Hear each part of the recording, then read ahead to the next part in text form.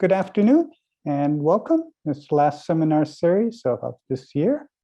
And again, I'd like to thank the Cornell Atkinson Center for Sustainability for their support of the seminar series, both this year and in previous years. The seminar series has gone on since 2016. So today is my great pleasure to introduce Dr. Courtney Murdock, and this is for our last seminar here. And Courtney is an associate professor in the Department of Entomology, and she had the stressful experience of moving here about a year ago in the middle of the pandemic.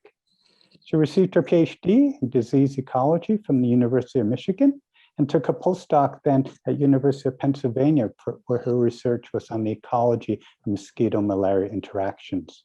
Then she took a faculty position at the University of Georgia, and then she came here just a year ago about now. The research in a group applies ecological and evolutionary theory to better understand the host-pathogen interaction, key environmental drivers of vector-borne disease transmission, and how environmental change will affect vector-borne disease transmission and control. A major focus of this work has been to understand the role of environmental factors, for example, temperature, quality and quantity of food resources, and parasite development, mosquito resistance, and vectorial capacity. So welcome to the seminar series, and we look forward to hearing from you. Thank you. Okay, let me share screen.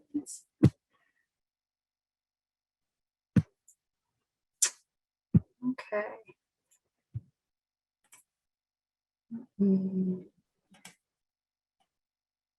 Okay, well, thank you for that lovely introduction and for the invitation to present my work to this group. It has been an interesting year. I'm currently giving the seminar at home. I have 3 small children, so at any moment there could be chaos that erupts behind me. So we'll just get through this seminar together. I'm going to be talking to you basically about how we can predict vector-borne disease transmission in a human-modified world in the context of climate change and land use change. So that's going to be today's topic. And also, I'm going to be telling 3 stories throughout this seminar, and I figured we could pause and take questions at the end of each story, and then we can wrap up at the end with some questions. Okay, so disease transmission in general, and I would argue especially vector-borne disease transmission, is going to be influenced by 3 interacting factors that pertain to the host, the pathogen, and the environment. So host factors include genetic variation across host populations that can influence variation in host defenses and resistance mechanisms that can impact transmission of pathogens. On the pathogen side of the triangle, you can also have genetic variation in pathogens, or strain variation in viruses, for example, that can influence their ability to invade, to suppress or evade host immune responses, as well as the virulence of infection. And then you have abiotic and biotic environmental factors that can influence transmission. So abiotic factors include things like temperature, salinity, relative humidity. And then you have a range of biotic factors that can influence transmission, including the quality and quantity of food resources, the density of conspecifics, or how many others of you exist, and the competition that results from that, your microflora, as well as the presence and absence of other biological enemies, including pathogens and predators. For mosquito-borne disease, we have these environmental factors that are important, genetic factors and human factors that all come into this equation to influence transmission. And so all of these factors can influence the densities of mosquitoes within a given area, their contact rates with humans, the transmission rates that occur, as well as the distribution of vectors across, within a given area.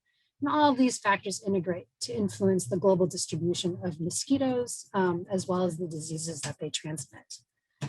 And my group is really interested in as Peter said, in applying ecological and evolutionary theory to better understand these interactions between the mosquito, humans, and the parasites or pathogens. And to understand, for example, how pathogens and parasites influence host fitness, how environmental factors affect transmission dynamics, and then how human modified changes can influence these relationships to impact disease transmission. And so man-made environmental change, as you know, is occurring at an unprecedented rate.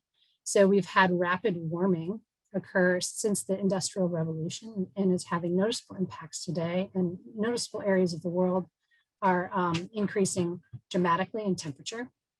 And this has ramifications for global climate. And then also urbanization and land use change is also important. So urban environments are landscapes that are growing probably the fastest on this planet. And that's resulting in deforestation and then basically blanketing large sections of this planet in concrete and impervious surfaces. And these man-made environmental changes are altering the relationships mosquitoes have with parasites in their human hosts. And this in turn is affecting, the probabilities of disease emergence in different environments. The durations of seasons that are suitable for transmission and transmission dynamics within the season. And then just to give you some information about what my group does is we're very interested also in asking questions that cross ecological scales. So we're interested in, for example, how environmental variation affects within host mechanisms and in mosquito pathogen or parasite interactions. We're then interested in how this variation within host mechanisms translates into individual variation or organismal variation and traits that are important for transmission. These traits then integrate to influence population dynamics of both the mosquitoes and the diseases that they transmit. And then this in turn can scale up to influence global distributions of disease. And we try to ask questions that, fall within each of these ecological scales of organization. Okay, and then the environmental parameter that we focus largely on, I gotta move this far, it's no good spot. Anyway, so we focus a lot on environmental temperature. And that's primarily because mosquitoes are cold-blooded or ectothermic. So their internal temperatures are going to rapidly track changes in environmental temperature. And this is going to have profound impacts on their metabolic rates, their developmental schedules, their life history, and population dynamics, as well as the development of parasites and pathogens within them. And so what you can see here is we have a lot of, panels of figures, but these are all mosquito and pathogen or parasite traits that are important for transmission. And we have temperature on the y-axis of all of these panels. And you can see that all of these traits have very strong relationships with temperature, and that these relationships are nonlinear. So they're characterized by temperatures that result in maximum performance of a given trait, and then you have minimum and maximum temperatures where trait performance is 0. And so these traits, just to give you a sense of what these things are, traits that are important for mosquito population dynamics include mosquito development rate here, the probability of mosquito eggs surviving to adulthood, and the eggs produced per female per day here. But then we also have parameters that govern mosquito-human contact rates. So this would be the daily biting rate. This also has a relationship with temperature. And then we also have mosquito survival here. This is mortality rate here on this panel. So this would be, the daily mortality rate of adults in the field. And then we've got traits that are specific to the pathogen. So this would be the probabilities of becoming a mosquito becoming infected and then transmitting that infection. And this is the development rate of the pathogen within the mosquito, or so the development, the pathogen development rate, okay? Another thing to take away from these panels is that these relationships are all qualitatively and quantitatively different. So depending on the trait, they can have different thermal optimum. They can also have differences in breadth of temperatures across which the performance of a given trait is above 0. And so what that means is that temperature can have complex effects on the transmission process. Now down here, this is a mathematical expression that's often used to conceptualize disease transmission, like risk of disease transmission, or in this case, environmental suitability. This is the basic reproductive number for a pathogen. And so for vector-borne diseases, this would basically be, so if R naught is greater than 1, this would mean that on average, you have more than, so R naught, I didn't define R naught. R naught is basically the number of secondary cases that result if a perfectly infectious mosquito was introduced into a susceptible population. So if R naught is greater than 1, so on average, a perfectly infectious mosquito contributes to more than 1 infection, then it's predicted that the pathogen would spread through the population. If R naught is less than 1, it'd be predicted that the pathogen would go extinct. And you can see here that these traits and their relationships with temperature are integrated into this mathematical expression, which can then be used to predict how temperature would influence the transmission process. And we like to use R naught, not so much from a modeling perspective, but more of as a heuristic to measure pathogen fitness and how temperature can influence pathogen fitness. So, after incorporating these thermal relationships, for these traits into this mathematical expression, you can see that the predicted relative R naught from malaria, this is for malaria, is also has a nonlinear relationship with temperature. So here it's predicting that 25 degrees C is going to maximize malaria transmission risk, and you'll have again a thermal minimum and a thermal maximum at which below or above those temperatures, you'd have no malaria transmission. Okay, so this framework has been really useful for understanding, for example, how temperature can impact transmission and transmission risk, and also the relative sensitivity of R naught or transmission risk to these different parameters in this framework. So which parameters are driving the largest effects on R naught? However, this framework suffers from several crucial impediments. So one, we generally lack high quality pathogen and entomological data to parameterize this model. So for example, this paper by Johnson et al. In 2015 in Ecology, which was a model built for human malaria, Plasmodium falciparum human malaria, they had to integrate data from 5 different species of Anopheles in order to generate enough data to fit these, temperature relationships. They also had to fill in data from Aedes aegypti, which is not a vector for malaria at all, for this trait here, eggs per female per day. And then they had to, they used 2 different species of Plasmodium, so Plasmodium falciparum and Vivax, in order to get at the parasite temperature relationships for these traits here. And this is problematic because these species could have very different physiological constraints or thermal constraints, depending on where they exist. And this can generate a lot of inaccuracy or uncertainty in these model predictions.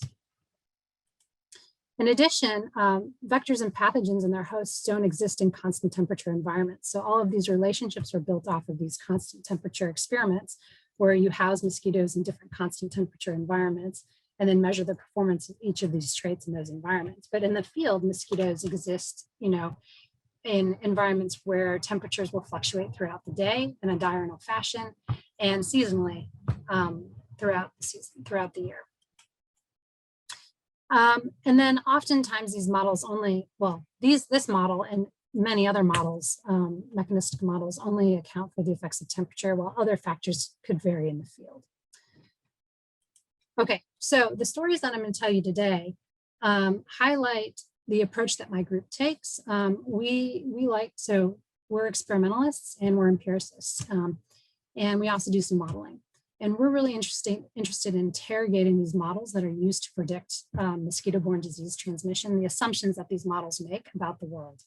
And we interrogate them by running experiments that generate data that challenge those assumptions. And then we look at the implications of, if those assumptions are violated and they have an impact on transmission, what are the implications for our understanding of the transmission process as well as control. So the 3 stories I'm going to tell you today, the first one involves trying to define the thermal niche for an emerging arbovirus, Zika. This was led by my PhD student who's now done, Blanca Tesla. And then we're going to explore how fine-scale variation across urban landscapes can influence arbovirus transmission in the dengue system. And then we're going to end by looking at how environmental variation can influence malaria transmission, in particular, how we identify what portions of the population are infectious reservoirs for malaria, and how the environment can influence that. And then we're going to talk about the implications for some of the interventions that target these human populations. Okay, so for the first story, it involves Zika. So Zika emerged out of Africa and spread explosively through the Americas after introduction into Brazil in 2014.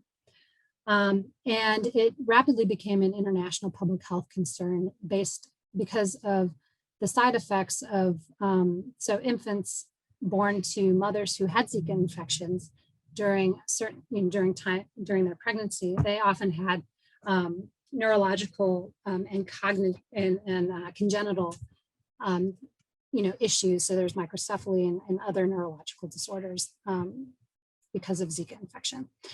So there was a big push to map, areas of the world that would be at risk for Zika emergence and spread. And so, here's a paper in eLife, which was looking at the global environmental suitability for Zika virus. Here's one in the International Journal of Infectious Diseases, PLOS, neglected tropical diseases, PNAS, and PNAS. So there was a lot of effort on this front. And basically these researchers were using models to try to predict what areas of the world Zika would emerge and spread in. But the problem with working with emerging pathogens is we don't know a lot about them. And in particular, in the Zika system, we really lacked essential relationships with environmental variation, such as temperature, for these emerging arboviruses. So for example, in the Zika system, we had no idea how temperature would impact, the transmission probability to mosquitoes and the probability mosquitoes transmitting to human hosts, as well as the extrinsic incubation rate or pathogen development rate within the mosquito vector. And so what these studies were doing is they were using dengue, which is a related it's a flavivirus that uses Aedes aegypti here, just like Zika does, for transmission. So they were using that as a surrogate in their models to predict areas of the world that would be suitable for Zika virus spread. And so we wanted to ask the question, is this a safe assumption? Does dengue virus equal Zika virus? And so Blanca set out to assess this. So she wanted to define the thermal relationships for key transmission parameters for Zika. So this would include vector competence. So those would be the transmission probabilities to the mosquito and then from the mosquito to the human host, pathogen development rate. And then also because mosquito mortality is really important for determining how long these mosquitoes are alive in infectious form once they complete the extrinsic incubation period. We also looked at mosquito mortality of uninfected and Zika exposed mosquitoes. And then what we did is we updated a dengue temperature dependent R0 model with the Zika data, and then we compared the predicted, the predicted temperature suitabilities or the predicted risk. And then we talk about the implications. So, what we did was we went to the field in Mexico and we collected Aedes aegypti, and we established a colony of Aedes aegypti in our lab at the University of Georgia that were from Tapachula, Mexico. And then we also worked with the Zika isolate from that same area that was probably circulating in this mosquito population at the time that Zika emerged. And we did several large experiments. So we infected 4,000 mosquitoes with Zika, and then we had 4,000 control mosquitoes. We distributed 2,000 randomly across 8 different constant temperatures for Zika infected and control mosquitoes. And then every 3 days for the Zika infected mosquitoes, we went in and we force salivated mosquitoes. This sounds as bad as it is. So you basically remove the wings and the legs from these poor mosquitoes, and you insert their proboscis into a capillary or into a pipette tip that has fetal bovine serum. And when they imbibe the fetal bovine serum, they salivate, and we then look for virus in the saliva. So after forced salivation, we did this every 3 days on 20 mosquitoes. After forced salivation, we would then collect the bodies and legs as well. And I'll tell you why we were interested in those tissues as well in a bit. We then used plaque assays to identify the presence and absence of Zika in these different tissue types, so the saliva, the bodies, and the heads and legs. And then we also counted the number of mosquitoes that died daily to get at mosquito mortality. So the reason why we're interested in looking at virus in different tissues is basically based on the viral life cycle within the mosquito. So the mosquito is going to pick up virus when it feeds on an infectious host. This virus is going to enter the midgut. The virus then needs to establish in the midgut cells. It needs to replicate, and it needs to escape those midgut cells and the midgut barrier in order to get into the hemolymph, which is the circulatory system of the insect. Virus then disseminates to secondary tissues, including the salivary glands, where it also needs to infect salivary gland cells, replicate, and then escape the salivary gland barrier in order to get the saliva from the mosquito to become infectious.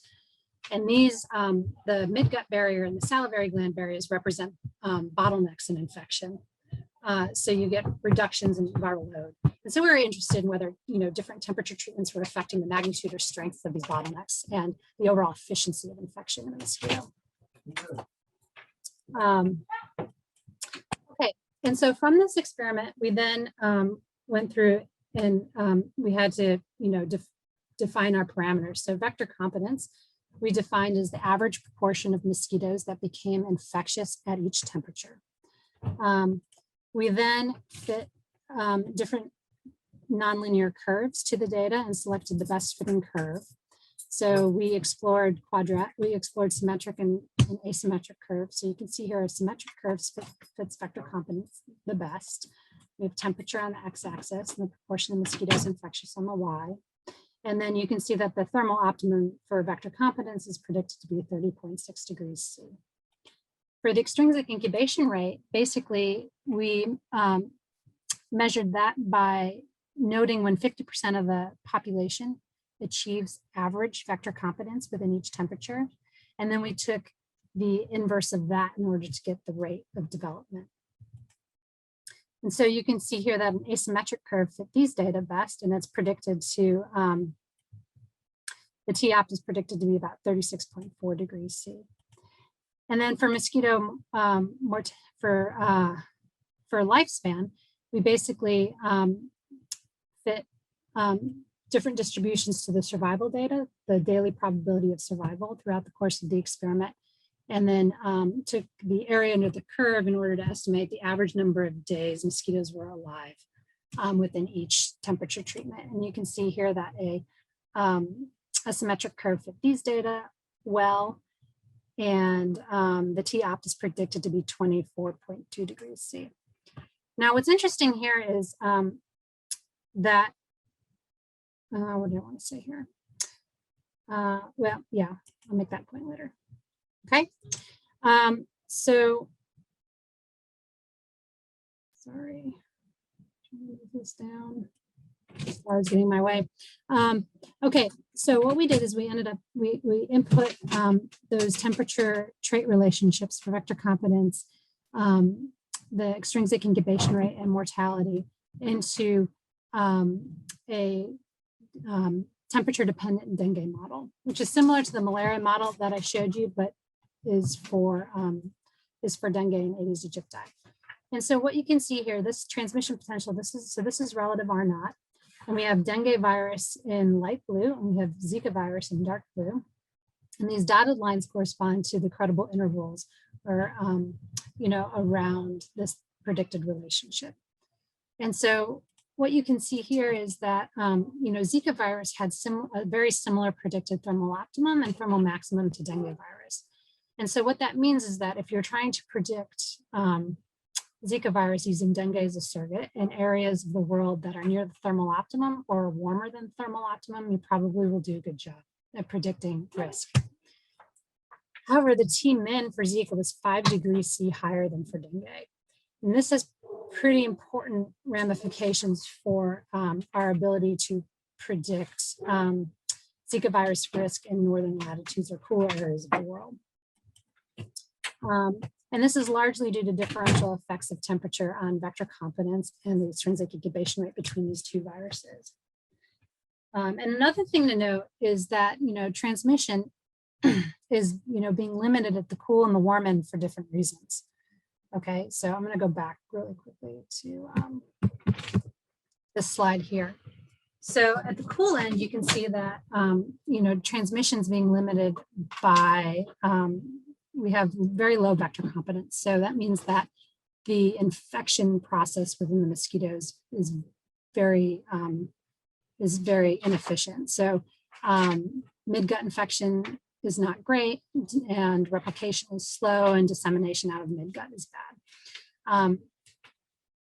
But if you look at the warm end, we also see declines in vector competence here and transmission. But if you look at the extrinsic incubation rate, or the rate at which mosquitoes are becoming infectious, it's, it seems to be increasing with temperature and is occurring very efficiently at warmer temperatures. So of the mosquitoes that survived, those warmer temperature environments, they were becoming infected very rapidly, and the infection process was very efficient. What's limiting infection at the warm end is mosquito mortality. So lifespans are very short in these warm temperature treatments. So what's happening at the thermal minimum and thermal maximum for transmission is very different. Okay, so now if we put these predictions on a map so that you can compare what would be predicted for Zika globally versus dengue. So what we did, this is relative R0. So basically we mapped the months of suitability where relative R0 was predicted, the number of months where relative R0 was predicted to be above 0. And so endemic transmission, where you have transmission year round, are characterized by warm colors such as red, and more seasonal transmission is characterized by cooler colors. And this is the estimated range with Zika data, and this is what the estimated range would be if we used dengue data instead of Zika data. And so you can see that 5 degrees C difference in the thermal minimum really impacts our ability to predict risk for Zika in these northern latitude sites, for example. So if you look at Florida, we would predict year-round transmission for Zika using dengue, when in reality it's probably closer to 4 or 5 months, so more seasonal transmission. So if we use dengue, we'd be vastly over predicting the potential global distribution of Zika. And then we can also use this updated model to predict how thermal suitability and risk change with climate warming. So this was led by Sadie Ryan, who was a collaborator on that previous project. So she basically looked at, so what she did was she looked at different warming scenarios. So she explored modest warming scenarios and more severe warming scenarios. And she also incorporated some projections for how populations were going to change globally with climate change. And what she found was that even with modest warming, we could expect 2.5 billion more people to be at risk for Zika, or living in areas of the world that would be suitable for Zika transmission. And then with severe warming, we'd add another 0.2 billion people to that estimate. So what this tells me is that climate change is probably going to increase the suitability and populations at risk for not only Zika virus transmission, but also other transmission of other arboviruses such as dengue. Okay, so to wrap up this section, so we found that Zika virus infection was strongly impacted by temperature. This was not super surprising. If it was, what would have been surprising is if Zika transmission wasn't impacted by temperature, because we see strong effects of temperature in a diversity of other vector-borne systems. We also found that virus infection was constrained at the cool and warm suboptimal temperatures for different reasons. So in the cool end, it was failure to escape the midgut and slow replication. And on the warm end, it was increased mortality. So this gives us some insight into the mechanisms of what's limiting transmission. And then 2, Zika virus transmission potential is going to be limited by cooler temperatures than dengue. And so I think what's an interesting question is, is this because there are differences in the thermal sensitivity of flaviviruses, or does this have something to do with the mosquito vector? Do we have maybe genetic variation across mosquito populations that are factoring into the shapes of those temperature transmission relationships?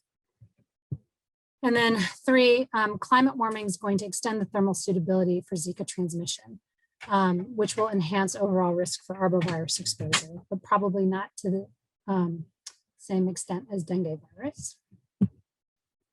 And then areas of the world or times of season that are thermally permissive for transmission will probably require a larger fraction of the population to be protected. So I didn't talk about this story for the sake of time, but we have a recent paper that came out that showed that different intervention strategies, such as the proportion of a population you need to vaccinate or treat with drugs or cover with mosquito control interventions, are going to be impacted by geographic variation in temperature and seasonal variation in temperature. Okay, so I can stop now and answer questions concerning this story before we go on, if you'd like to proceed that way.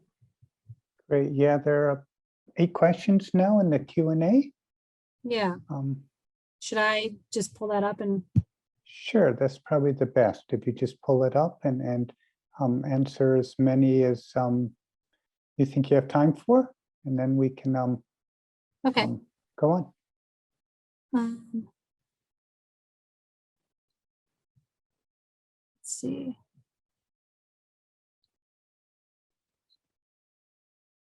Okay.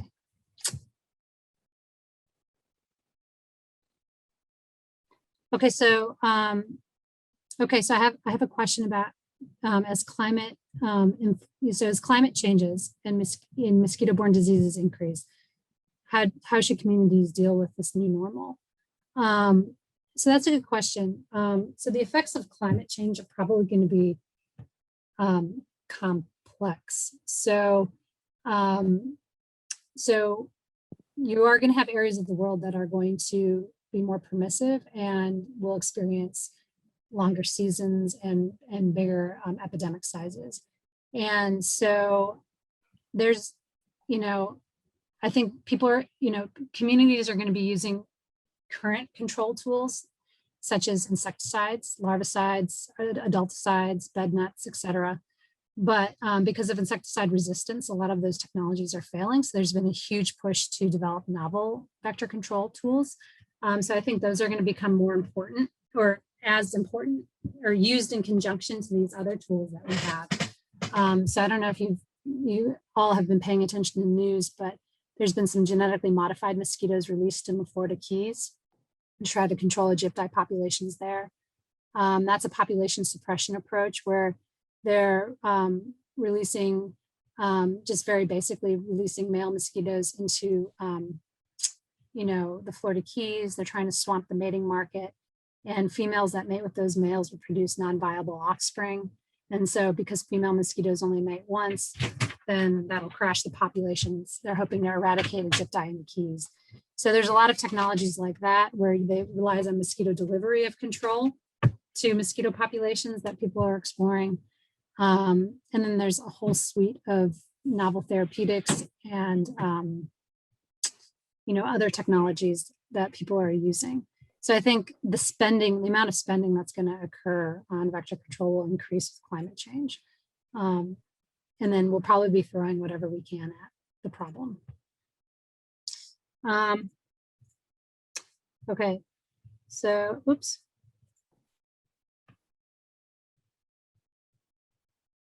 Okay, sorry.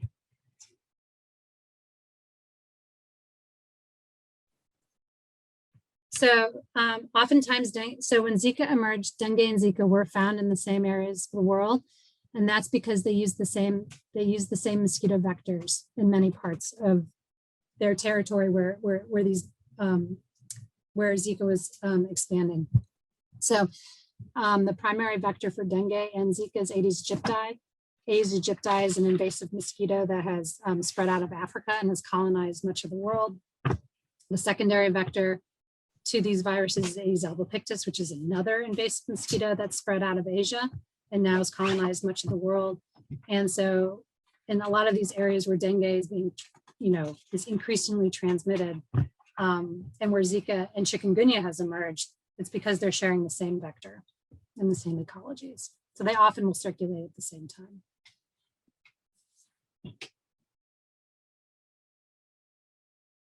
So I have a logistics question. So what safety measures are taken while working with infected mosquitoes? So, for working with Zika, we have to work in the arthropod containment level 3. And so we would be wearing Tyvek suits, which are these like white, kind of look a little bit like space suits. And we'd have pappers, which would, take air from the lab, filter it, and then deploy it to our hood. It's a positive pressure ventilation system. And we'd have to, wear double gloves and have a lot of engineering controls in place so that mosquitoes were never really outside of primary containment. So we have to take a lot of safety precautions working with pathogen infected mosquitoes. Okay, I'm gonna take one more question. Let's see.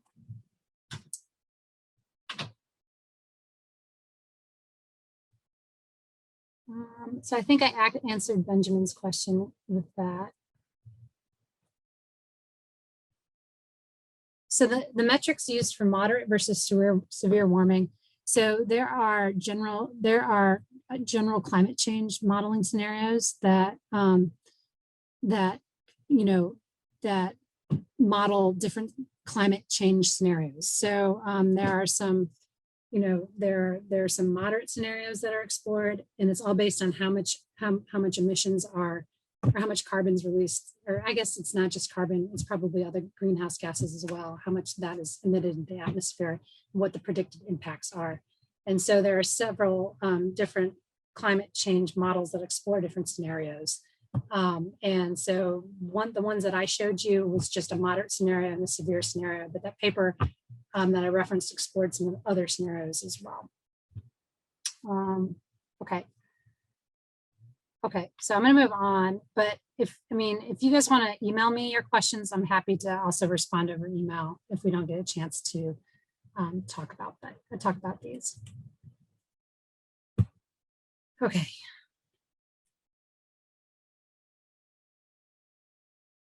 Okay, so the second story is going to be going from a very coarse scale, so looking at global distributions of diseases like Zika, to looking at how disease transmission occurs at a fine scale. And in particular, how does fine scale variation and environmental suitability across an urban landscape, for example, influence disease transmission? So the reason why the fine scale is important is because disease transmission occurs in your backyard. So mosquitoes live in your backyard. They often don't disperse very far. And so transmission and the way in which we control disease occurs at this level. And your backyard can be very different from someone else's backyard. So your backyard could look like this urban slum. And so this is a slum in a megacity of India. It could look like this African village, which consists primarily of mud and thatch houses, or it can look like this more pastoral landscape in India. And these environments have very different landscape features that can influence the microclimate that mosquitoes experience, the habitat that they live within. This in turn can affect mosquito abundances and contact rates with humans and transmission dynamics and control. And so it's a real challenge to try to understand and incorporate relevant variation in landscape features at fine scales to improve predictions for transmission. And it's important to understand the fine scale because also because these factors can influence the timing of when disease, when transmission occurs seasonally, and also can influence hotspots. So, across the landscape, are some environments more suitable than others? Does this result in hotspots of transmission? Can our models predict these hotspots, and can we target interventions to these hotspots to improve control? And so we asked these questions. So we were interested in a fine scale variation in microclimate and larval habitat abundance and quality vary across urban landscapes. Again, we focused on urban landscapes because they're the fastest growing landscape on the planet. And there are many really relevant human diseases that are transmitted primarily in urban centers, like dengue, chikungunya, and Zika. The second question is, does fine scale variation in microclimate and larval habitat shape mosquito population dynamics? Because if it doesn't, then we don't have to worry about focusing at such fine scales. And then what in turn are the implications for arbovirus transmission?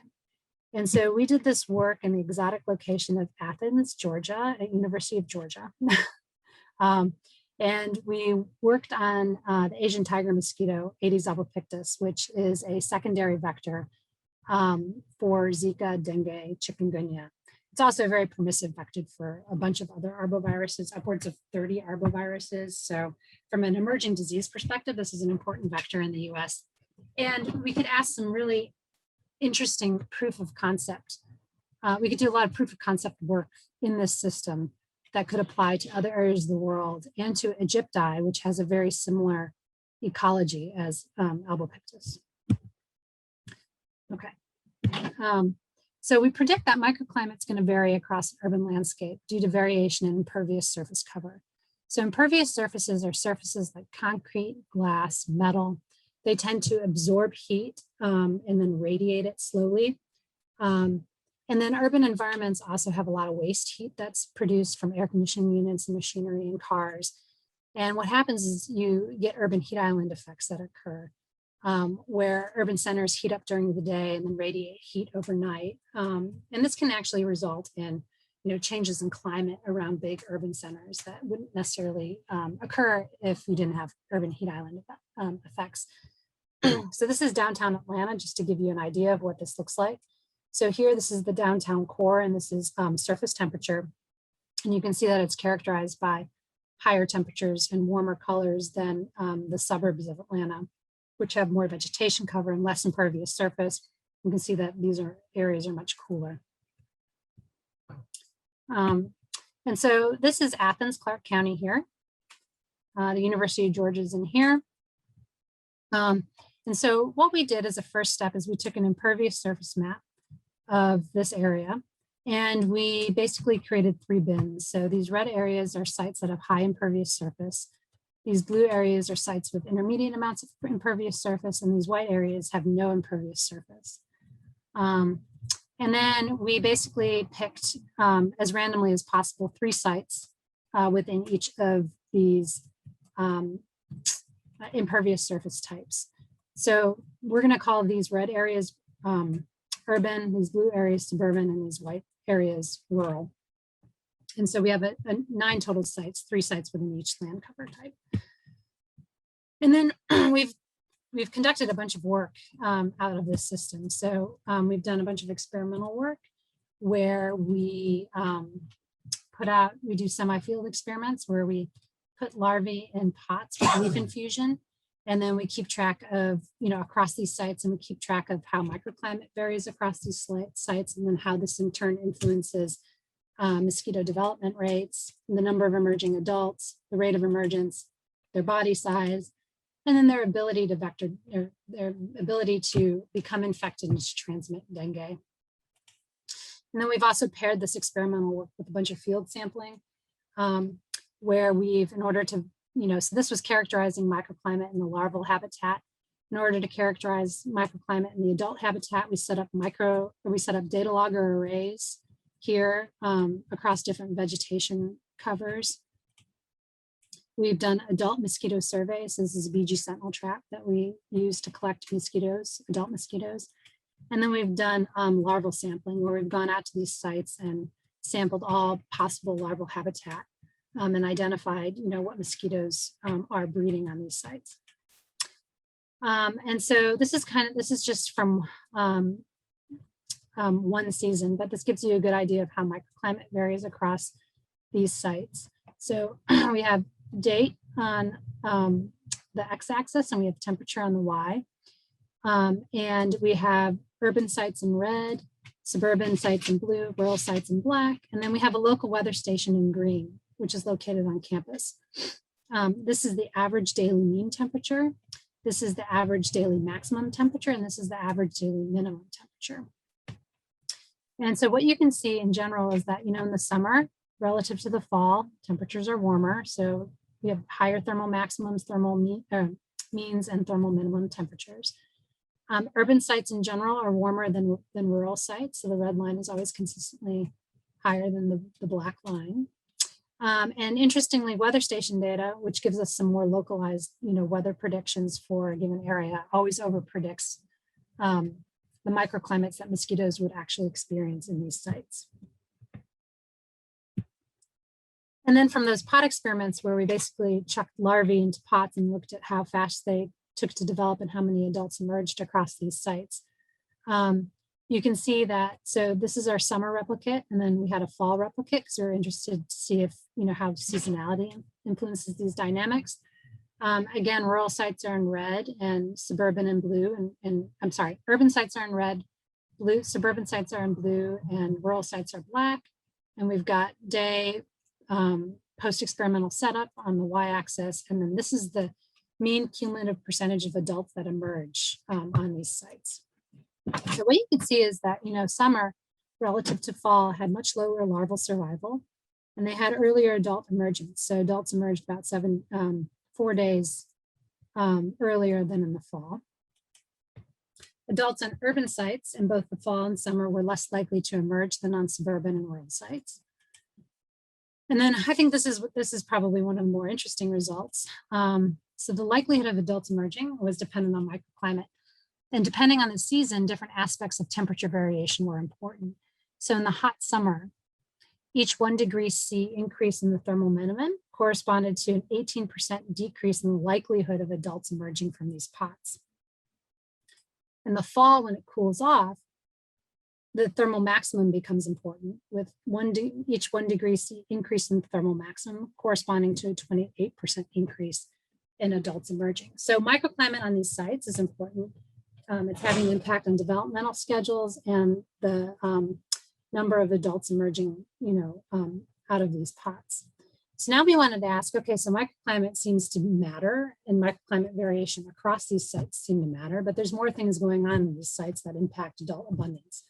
So we wanted to know how adult abundances were actually varying across these sites. And interestingly, the densities of Aedes adult-opictus did not vary across land use.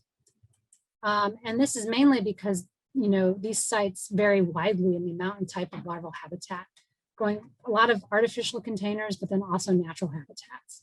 And so I think the carrying capacity across these sites were probably modifying the effects of microclimate on the numbers of adults that were coming out of these sites. But what we did find was that mosquito densities were affected by seasonal variation in microclimate.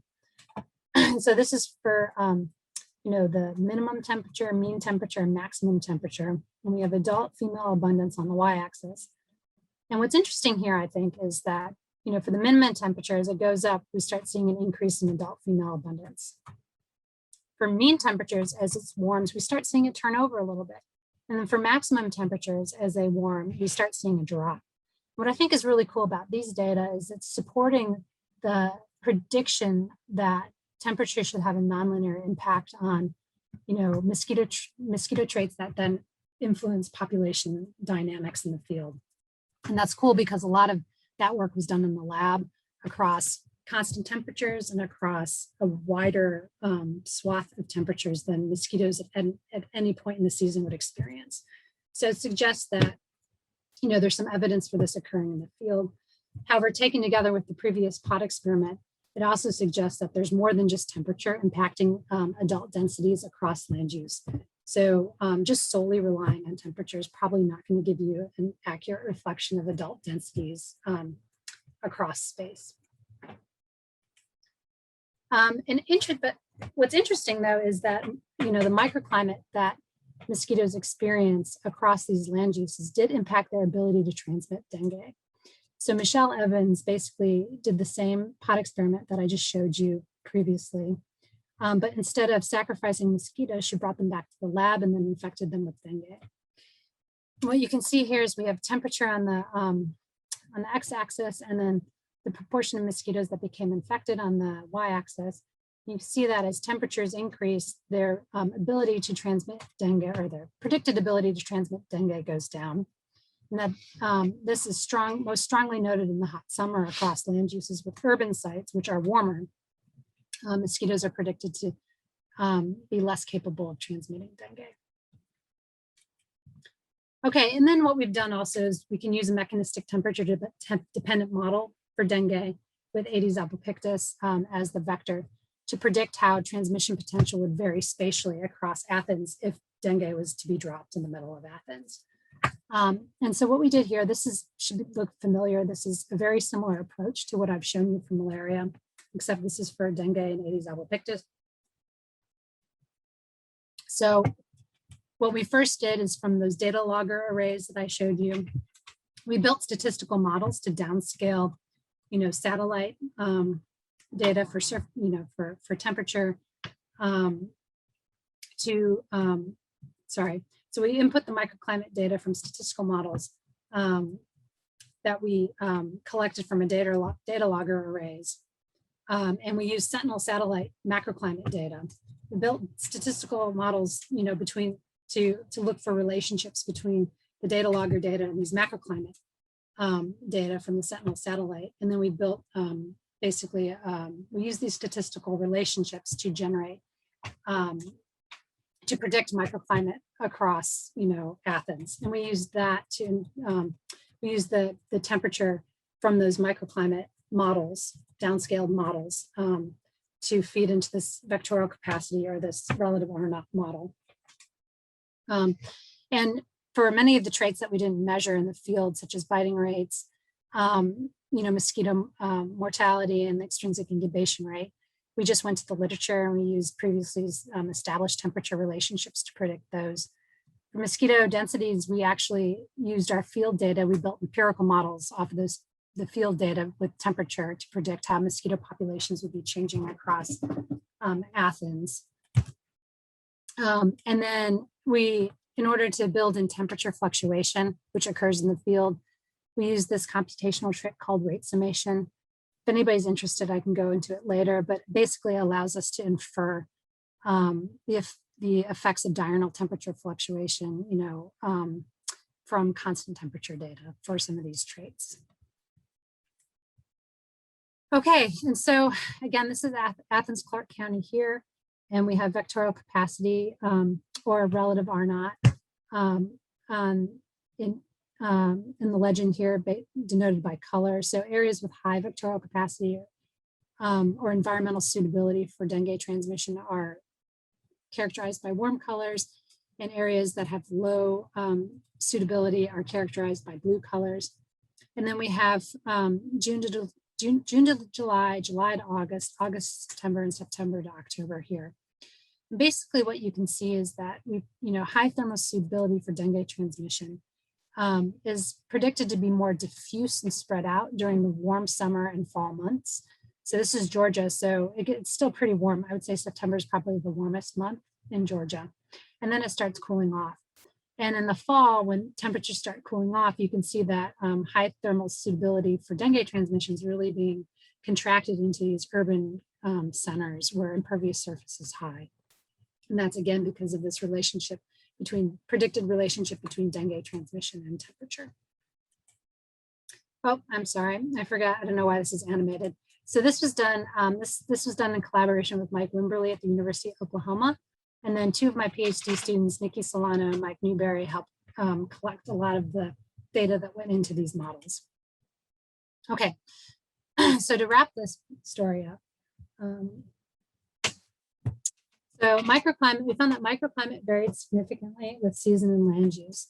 And we found that urban sites are on average warmer than these other land uses. And this variation was very subtle in Athens, but despite the subtle variation in microclimate across land uses, we noted that it translated into significant differences in mosquito ecology and transmission potential.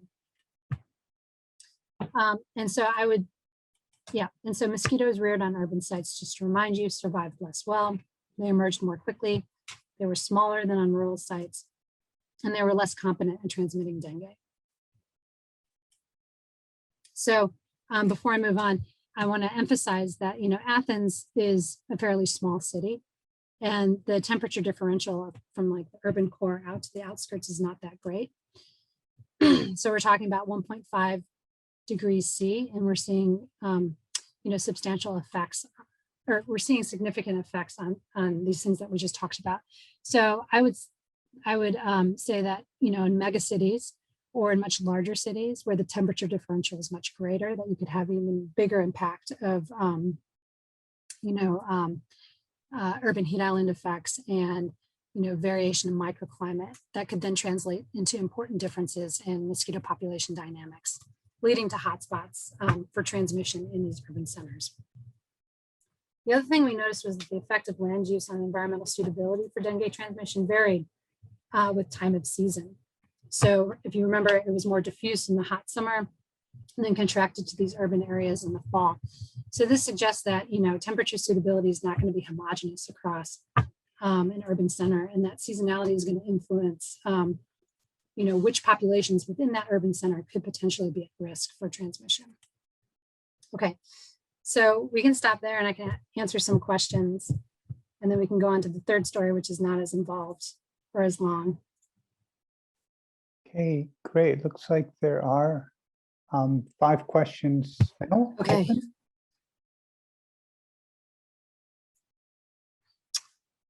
Oh boy. So how can we ensure community preparedness for these changes? I think this is above my pay grade because I don't actually do that kind of work. But I think it's probably just punting.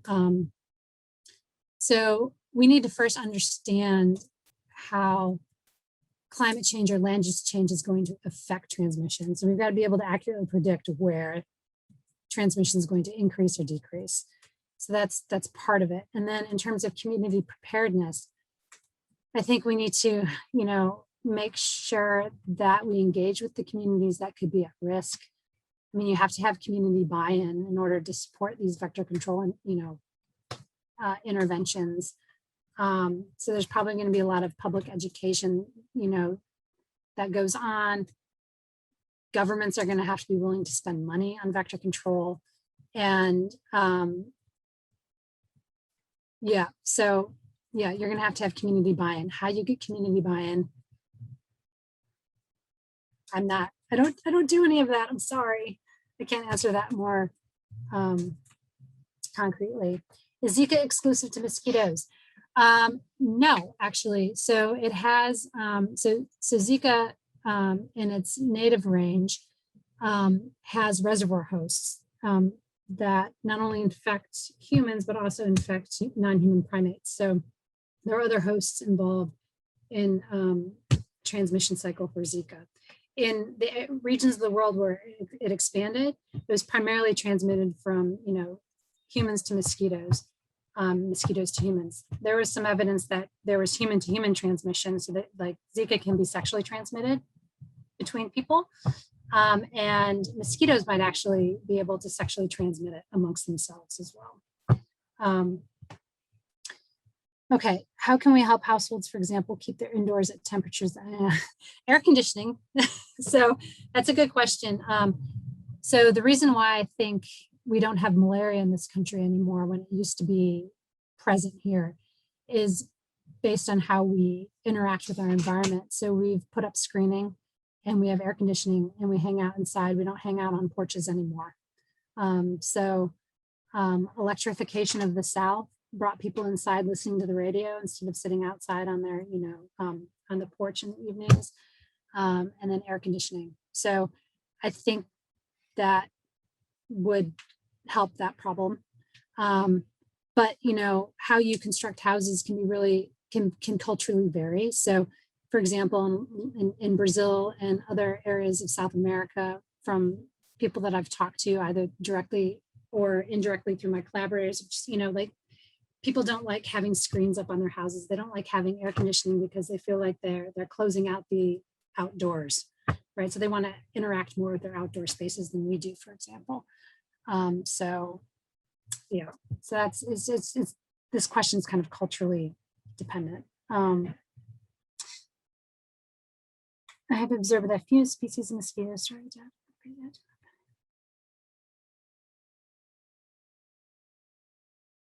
yeah, so I think there's a lot of good evidence for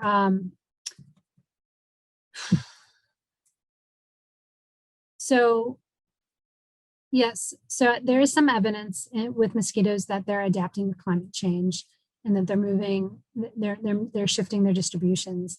One good example is Albopictus in the US. Now, I don't know if this is a climate change question, but it was introduced into the southern parts of the US and has expanded north. And throughout its expansion, we've seen changes in, for example, their ability to overwinter that has allowed them to persist at more northern latitudes. So I would expect you to see similar changes, with climate change on the warm end, with mosquitoes, that are present and then invading new areas.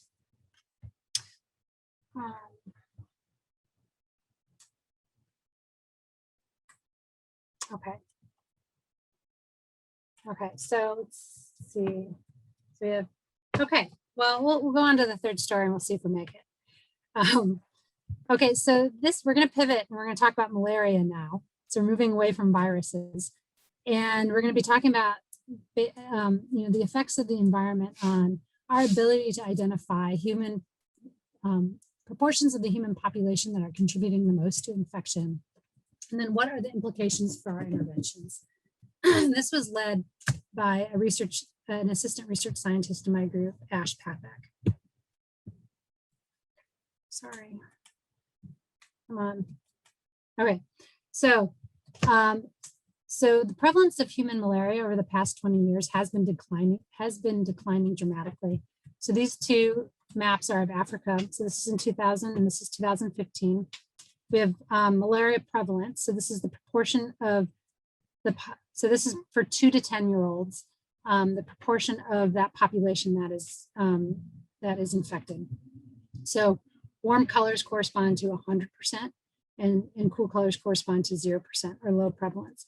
So you can see from 2000 to 2015 that we have more cool colors, that the colors are cooling, right? So we're having dramatic declines in prevalence, and this is really encouraging and has led the WHO to declare that, we're going to try to eradicate malaria globally by 2030. And this is largely due to an increase in the intensity and coverage of interventions such as insecticide-treated nets, which you can see here, indoor residual spraying, where people come in and spray, pyrethroids and other insecticides on the sides of dwellings inside, and then artemisinin and combination drug therapy, which is a therapeutic that is given to people who are infected with malaria and dramatically shorten the time that they're infectious and in their recovery times. However, there are several key challenges that malaria elimination faces. And some of these challenges has led to the resurgence of malaria in some areas of the world. So the first big one is the emergence of anti-malarial drug resistance, especially that to artemisinin combination drugs. So artemisinin is our last line of defense for malaria.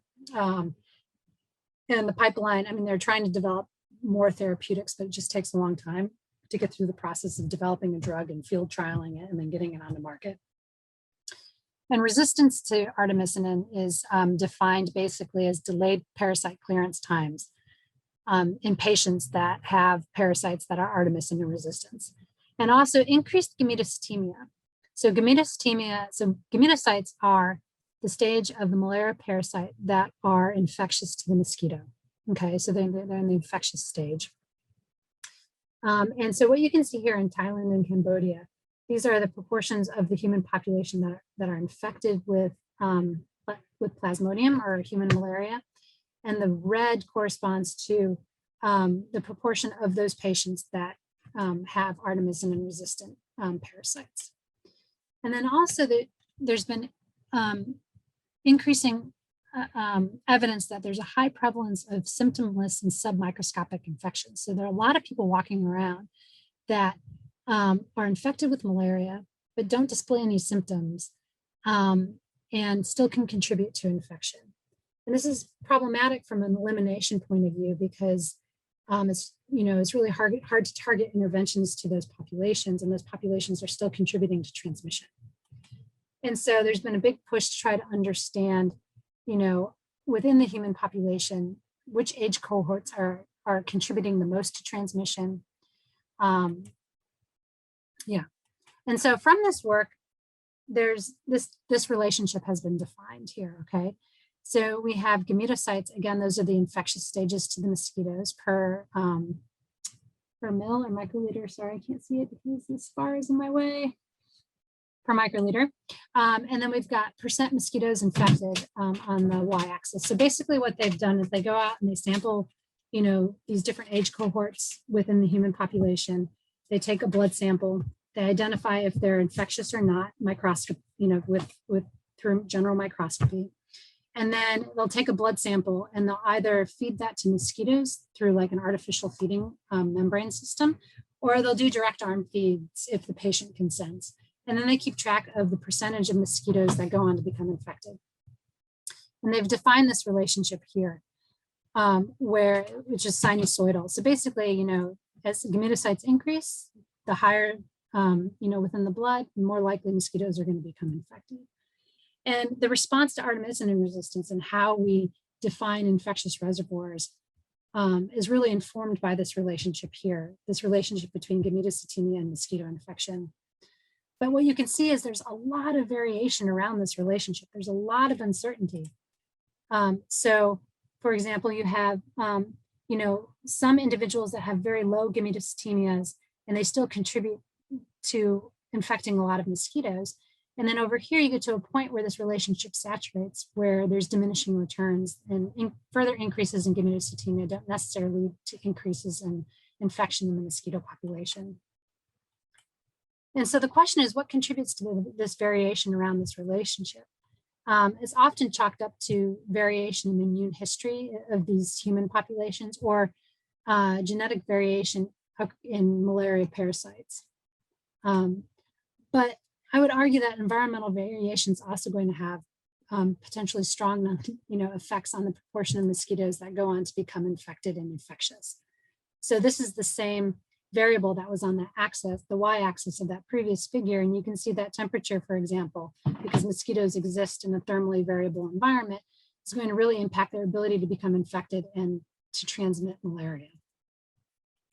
And so Ash wanted to explore how temperature variation modifies that relationship between gametocytemia and the percentage of mosquitoes that go on to become infected. And then from this work, we can start exploring implications for malaria approaches that rely on this relationship.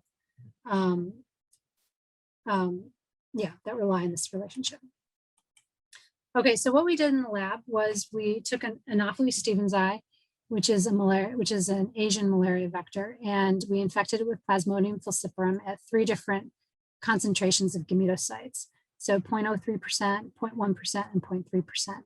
So 0.03% corresponds to what you might expect from patients that have submicroscopic infections. And then we distributed these mosquitoes across 3 different mean temperatures with a realistic diurnal temperature range around these means to simulate field conditions. And then at certain time points during the infection, we destructively sampled mosquitoes and we dissected different tissues to assess the proportion of mosquitoes that became infected. So we're looking at, parasites on the midgut, and then the proportion of mosquitoes that went on to become infectious. So what proportion of them had parasites in the salivary glands. And we also looked at osis burdens as a measure of parasite intensities in these mosquitoes. And so what you can see here is we've got gametocytemia on the y-axis and prevalence on the x-axis and prevalence on the y-axis.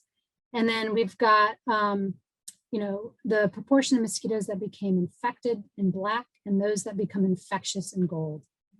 And so if you remember that relationship I showed you had the proportion of mosquitoes that became infected on the y-axis. So what you can see here is that, one, we have a main effective temperature. So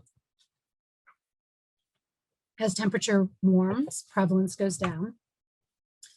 But we also have, but the effect of gymnostemia varies based on temperature. So at 28 degrees C, which is where a lot of insectaries are set, you can see that, as gametocyte concentration increases, we get an increase in the proportion of mosquitoes that become infected. At 24 degrees C, this relationship disappears. And at 20 degrees C, we get this intermediate gametostemia that result in peak proportions of mosquitoes that become infected. Then when we look at the mosquitoes that go on to become infectious in gold, these relationships break down except for at 28 degrees C. And again, many of the studies that were done describing the previous relationship I showed you never carried it forward to look at the proportion of mosquitoes that become infectious. So just, I know you said you had to go at 4. Is it time? So it's almost 2 minutes. 4. It's almost 3 4. minutes. We're almost done. Okay, just to let you know. Thank you. Yeah, thank you for the heads up. Okay, this is like the last data slide. So this is looking at burden. So this is the number of parasites on the midgut. And these are, again, by temperature. So cool temperatures and warm temperatures. And you can see that gametostemia at the cool temperature really corresponds to big increases in parasite burden. You can see that at the intermediate temperature, and this kind of goes away at 28. And if you remember, let's see, how do I go back? So if you remember here, you can see like at 20 degrees C, you'd expect that, if burdens were really peaking at high gametostemias, you'd expect, that you'd maybe potentially have a higher proportion of mosquitoes that become infected here and that go on to become infectious. What these data suggest is there might be some, density dependent interactions going on in the midgut, which influence the transmission efficiency of the parasite and the likelihood that the mosquito goes on to become infectious. And it looks like temperature might be modifying these effects. We'll skip this slide. That's just kind of giving some additional mechanism. Okay, so just to wrap up, because it's almost 4 o'clock. So the things that we can conclude from this short study is that, temperature does significantly affect the relationship between gametostemia and different metrics of parasite fitness. And this likely has consequences for transmission. And there could be several implications. So one, if temperature is impacting the relationship between gametostemia and the proportion of mosquitoes that go on to become infected, and we're using that relationship to predict which cohorts within the human population are, an infectious reservoir for malaria, then how we define those cohorts is going to vary based on geographic location and maybe even time of season. Also, interventions that target, the gametocyte stage, so like transmission blocking or reducing interventions. So there are some transmission blocking vaccines, and then primaquine is a drug that actually targets gametocytes. The efficacy of these interventions could potentially vary seasonally and geographically, and with climate change. And then also temperature could also be potentially an important selective force influencing the strategies parasites adopt in terms of how much they invest in gametocytes versus asexual stages to boost their transmission.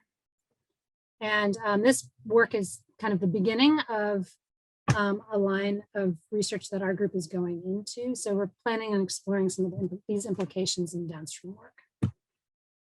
Okay, so just to wrap up. So one, we found that in the first story that pathogens exhibit different physiological constraints, which can determine global distributions. The second story showed that temporal and spatial variation in microclimate can shape environmental suitability for arbovirus transmission at fine scales.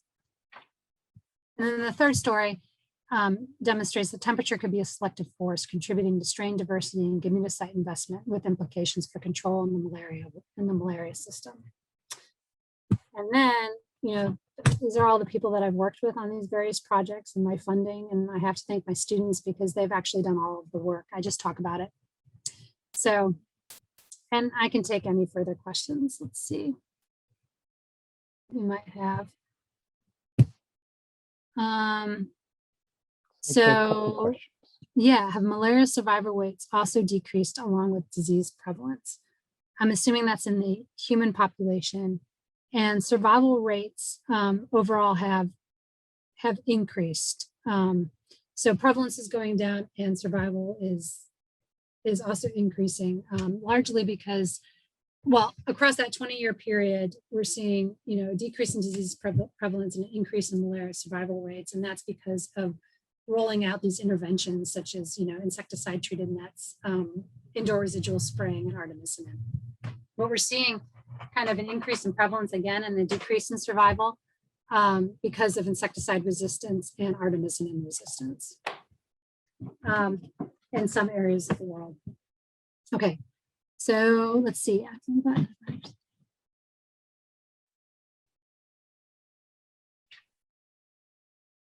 Okay, so I would say that the selective pressures for bacterial evolution for antibiotic resistance and what you see in the malaria systems is similar. So like so the evolutionary mechanism is similar, but it comes down to what the drugs are specifically targeting. So the the actual mechanism of resistance, like what's changing within bacteria and malaria, are likely different. And then you were prescribed preventative malaria drugs when you went to Tanzania. So it's not necessary.